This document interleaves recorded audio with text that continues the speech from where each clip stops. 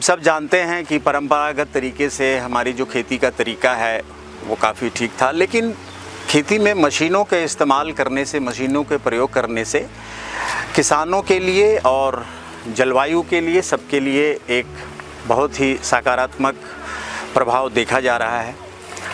और इसी क्रम में हम लोग इस परियोजना के तहत अपने किसान समुदाय को ये बताने और समझाने की कोशिश कर रहे हैं कि मशीनीकरण का प्रयोग करके कैसे वो स्वयं लाभान्वित हो सकते हैं और कैसे जलवायु परिवर्तन में हो रहे प्रभावों को कम करने में सहायक हो सकते हैं।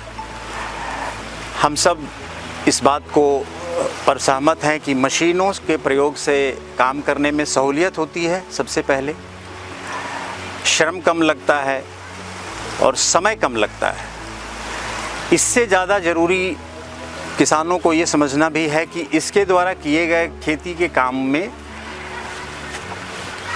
प्रिसीजन यानी सटीक तरीके से उस काम को किया जा सकता है, और जिसका अंततः प्रभाव ये होता है कि फसलों का उत्पादन बढ़ता है और जाहिर सी बात है उस वजह से किसानों की आमदनी में भी सकारात्मक सुधार या लाभ होता है।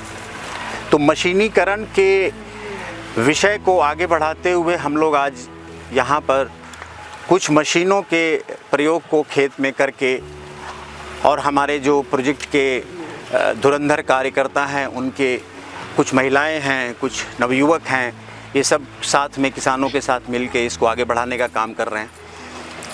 हम सब साथ में इसको मशीनों के प्रयोग को कैसे किया जाता है ये समझेंगे और उसको करके देखेंगे। तो ये zero till forty seed drill machine है। इसके द्वारा आमतौर पर गेहूं की बुआई की जाती है, अन्य फसलों की भी की जा सकती है, लेकिन गेहूं की बुआई करने में ये मशीन सबसे ज़्यादा सक्षम है। जैसा कि आप देख रहे हैं, ये बहुत ही साधारण सी दिखने वाली मशीन है, ट्रैक्टर में लगकर चलती है। इस मशीन में ये जो हिस्सा है ये सीड और फर्टिलाइज़र बॉक्स कहते हैं। इसमें बीज और खाद उर्वरक के बक्सा है। इसमें 2 चैम्बर होते हैं, 2 खाना होता है, 2 भाग होता है। एक में खाद डाली जाती है और एक में बीज डाला जाता है। इस हिस्से को हाइड्रोलिक से जोड़ा जाता है। इस हिस्से को आप देख रहे हैं, ये एक पहिए नुमा संरचना है। इसको ड्राइव व्हील कहते हैं।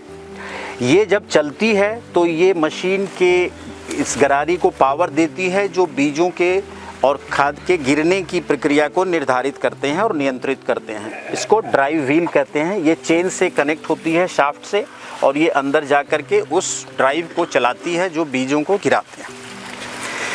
उन बीजों के जो छिद्र हैं उससे ये पाइप नीचे आई हुई है, और ये पाइप आप देखेंगे कि नीचे एक टाइन यानी कि फाल से जुड़ी हुई है, जो ज़मीन में चीरा लगाती है, और इसके पीछे इन्हीं पाइप की माध्यम से खाद और इस पाइप के माध्यम से बीज उस चीरे के अंदर गिर जाता है। इस प्रकार ये मशीन बिना जुताई किए खेत में गेहूं की बुआई करने के लिए सक्षम है, और ये प्रक्रिया बहुत ही अच्छी होती है।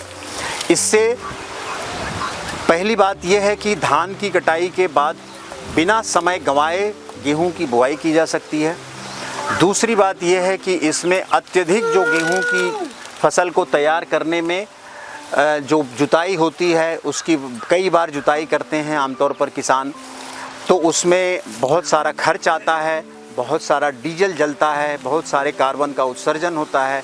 उन सारी समस्याओं का समाधान इस मशीन को प्रयोग करके किया जा सकता है। ये मशीन आजकल बहुत प्रचलित है, बहुत पूरे देश में करीब करीब इसका प्रयोग हो रहा है। तो इस मशीन के साथ एक अभी समस्या देखने में आ रही है कि धान की फसल की कटाई अब जो है कंबाइन हार्वेस्टर से होती है, जिसमें कि धान का जो अवशेष है, जो उसका तना है, जो उसका ठूंठ है, वो बड़ा बड़ा छोड़ा जाता है। उस तरह के बड़े ठूंठ में इस मशीन के चलने में थोड़ी सी असुविधा होती है। ये इस मशीन की एकमात्र कमी है, क्योंकि अगर कंबाइन हार्वेस्टर से किया हुआ धान का खेत हो तो उसमें इस मशीन को चलने में असुविधा होती है। धान का पुआल इसके टाइन में, इसकी फालों में फंस जाता है और वो चीरा ठीक से नहीं लग पाता है, इसलिए बुआई ठीक से नहीं हो पाती है। नहीं तो ये मशीन बहुत ही सफल है। जहाँ हाथ से काटा गया हो खेत धान का, वहाँ पर ये मशीन बहुत सफलतापूर्वक और बहुत कम खर्चे में, बहुत कम समय में, बिना समय गंवाए बुआई कर सकती है। तो ये सुधीर हैं, हमारे प्रोजेक्ट के परियोजना के ही एक फ्रंटलाइन कार्यकर्ता हैं। ये आपको इस मशीन का व्यवहारिक किस तरह से चलाते हैं इसको बताएं। सुधीर बताइए आप। 2 पहिए हमारे लगे हुए हैं ये वाले, ठीक है, एक इधर लगा हुआ है और ये एक पहिया हमारा ये इधर लगा हुआ है। इन दोनों में ये नेट लगे हुए हैं, इधर भी लगा हुआ है नेट और एक नेट हमारा उधर भी लगा हुआ है। तो इसको जितना हम डाउन करेंगे यानी नीचे करेंगे तो उतना ये हमारा जो है गहराई को कम करेगा। यदि इसको ऊपर थोड़ा उठाते हैं तो गहराई को ज़्यादा करेगा, ठीक है। तो इससे हम गहराई को मतलब कम ज़्यादा इस दोनों पहियों के माध्यम से कर सकते हैं। बशर्ते हमको ध्यान देना है कि दोनों पहियों का जो उतार चढ़ाव है दोनों सेम बराबर होने चाहिए, ताकि मतलब इधर के भी फाल और उधर की फाल की मतलब समानता रहे, ताकि हमें आसानी रहे। तो ये 2 हमारी पाइपें लगी हुई हैं, एक इस बॉक्स की है, इसको थोड़ा उठा के आप लोगों को दिखाना चाहेंगे। इसमें 2 बॉक्स लगे हुए हैं। तो ये हमारा सीड का है और ये हमारा जो है रासायनिक खाद इसमें डालते हैं। जैसे कि इसमें हम यूरिया या पोटास का प्रयोग नहीं कर सकते हैं, इसमें सिर्फ DAP का ही प्रयोग कर सकते हैं, क्योंकि यूरिया घुलनशील होती है। तो वो घुलने के कारण जो हमारी पाइप जो नीचे दी हुई है उसको जाम करने का काम कर देती है, जिससे कि हमें असुविधा होने लगती है। तो इसमें केवल हम बुआई के समय DAP का ही प्रयोग करते हैं, ठीक है। ये हमारा सीड बॉक्स है। तो सीड बॉक्स में ये हमारी सीड बॉक्स का पाइप है और ये इधर हमारा जो आ रहा है ये हमारा जो है रासायनिक खाद यानी DAP का है, ठीक है। तो इसमें आप देख सकते हैं कि ये जो लीवर हमारा है तो ये जो है सीड का है, यानी सीड का हम रेट कैसे तय करेंगे, कितना हम सीड डालें हैं, कितने पे सेट करें, ताकि इसमें जो है आसानी से मतलब गिर सके, कितने पे हमको गिराना है वो तय किसान खुद करता है, या कि जो मतलब बुआई करता है उसको तय करना होता है।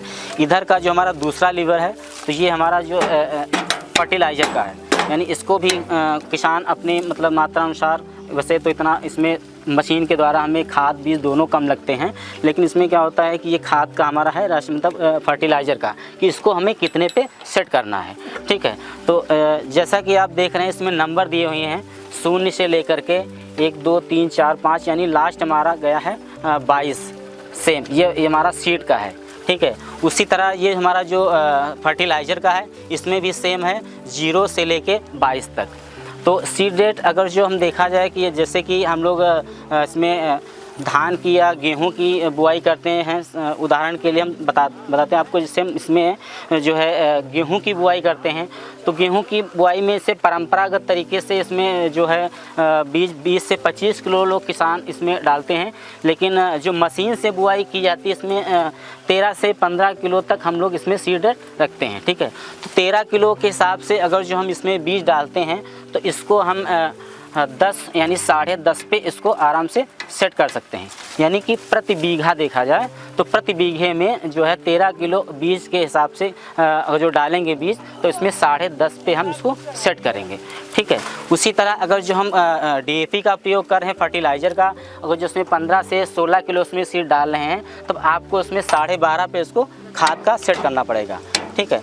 तो सीड रेट जैसे बढ़ता जाएगा, यदि आप 15-16 किलो डाल रहे हो तो उसमें 12.5 पे सेट करना पड़ेगा। अगर जो आप 13 किलो डाल रहे हो तो उसमें 10.5 पे आपको सेट करना पड़ेगा। दूसरा ये है कि यहाँ से हमें कुछ यहाँ सीड जो हमारा गिरता है ये चीज़, इसको हमें 3 पॉइंट पे रखना है, यानी इसमें खाँचे दिए हुए हैं 1 2 3 4, ठीक है। तो यहाँ 2 पे भी रख सकते हैं और 3 पे भी रख सकते हैं, क्योंकि आसानी से बीज गिरने में कोई समस्या ना हो, ताकि प्रॉपर तरीके से ये बीज गिरता रहे। यानी इसमें हर एक पाइप के में लगा हुआ है, तो ये हमें देखना पड़ता है कि कहाँ पे इसको रखना है, कहाँ पे नहीं रखना है, ताकि प्रॉपर तरीके से हम बीज और फर्टिलाइज़र गिरा सकें, ठीक है।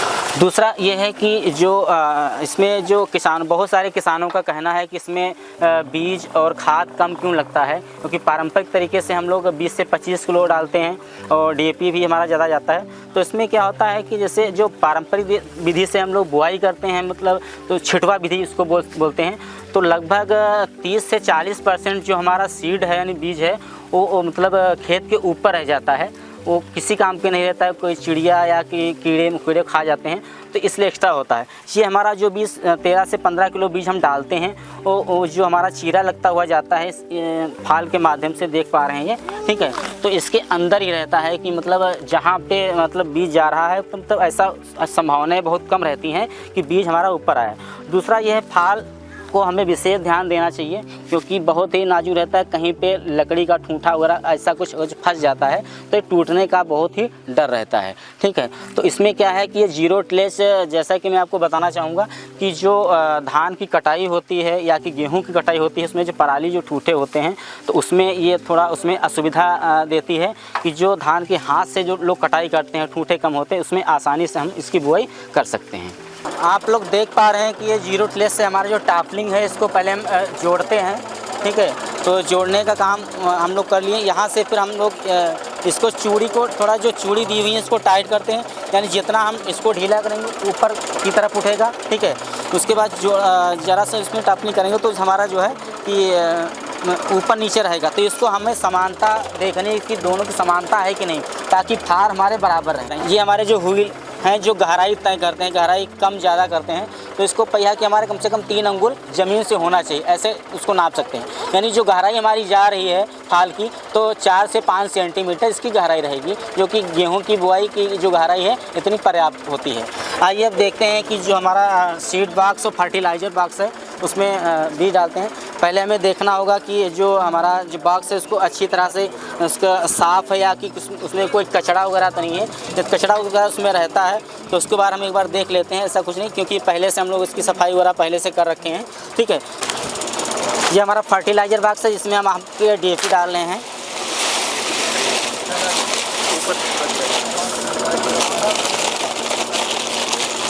ठीक है, अब इसको हम पूरे बॉक्स में बराबर करते हैं, या कि जो बड़े रोड़े टाइप के होते हैं इसको हमें तोड़ना रहता है ताकि जो हमारी जो ये गरारी है उसमें फंसे ना, क्योंकि फंस सकता है तो पाइप हमारी जो है जाम कर देता है, ठीक है। ये देखिए इसको पूरे में हम बराबर कर लेते हैं।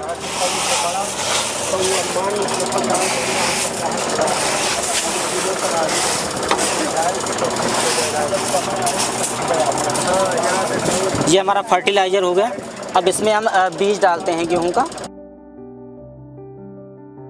ये हमारा गेहूं का बीज है। बीज का जब हम बीज डालते हैं बॉक्स के अंदर, थोड़ा इसमें भी ध्यान देना है, कोई रोड़े या पत्थर इस तरह के तो नहीं है कि अगर जो उसमें है तो उसको निकालना होगा ताकि जो है इसमें पाइप में फंसने की संभावना ना रहे। इसको भी हम पूरी तरह से बराबर कर लेते हैं ऐसे, ठीक है। अब जो ये हमारा एक बॉक्स में हमारा बीज पड़ गया है, एक बॉक्स में हमारा फर्टिलाइज़र हो गया है, ठीक है। अब इसको इसमें जो हमारा सीड रेट है यानी कि जो बीज है तो 13 किलो प्रति बीघे के हिसाब से इसको हमको सेट करना है इस लीवर के माध्यम से, ठीक है। ये बीज का हमारा लीवर है और ये जो फर्टिलाइज़र का है ये हमारा उस तरफ है। तो हमें 13 किलो के हिसाब से बीज गिराना है तो इसको हमें 10.5 यानी 10.5 km को सेट करना है। ये देखो यहाँ पे अनुमानित ये जो नोक दिख रही है ये दर्शाती है कि हमारा पॉइंट कहाँ पे होना चाहिए, ठीक है। उसी तरह हमारा फर्टिलाइज़र का है, इसको टाइट कर हाँ। और ये अगर विशेष ध्यान देना क्योंकि ट्रैक्टर जब चलता है, मशीन चलती, झटके की वजह से कम ज़्यादा भी हो सकता है, इसलिए हमें रिंच के माध्यम से इसको टाइट के माध्यम से रिंच, ठीक है। दूसरा ये है कि हमारा जो फर्टिलाइज़र का है, ठीक है, तो फर्टिलाइज़र से हमने 15 किलो बीघे के हिसाब से इसमें हम डाल रहे हैं, तो इसमें हमारा जो है 12.5 पे हमारा ये सेट होगा ये, ठीक है। इसको भी हम टाइट कर देते हैं ताकि मतलब इसमें भी झटके लगने की संभावना ना रहे और हमारा हो जाए। ट्रैक्टर जब बुआई करते हैं तो बीच बीच में हमें बॉक्स को खोल करके देखना भी पड़ता है कि कम ज़्यादा बीज किसी तरफ तो नहीं हो रहा है।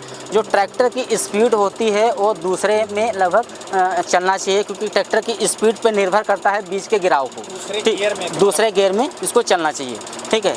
तो इसको बॉक्स को एक बार हम बंद कर देते हैं ऐसे, ठीक है। और स्पीड जो होनी चाहिए 4 से 5 की स्पीड में होनी चाहिए ताकि जो बीज प्रॉपर तरीके से गिर सके, ठीक है।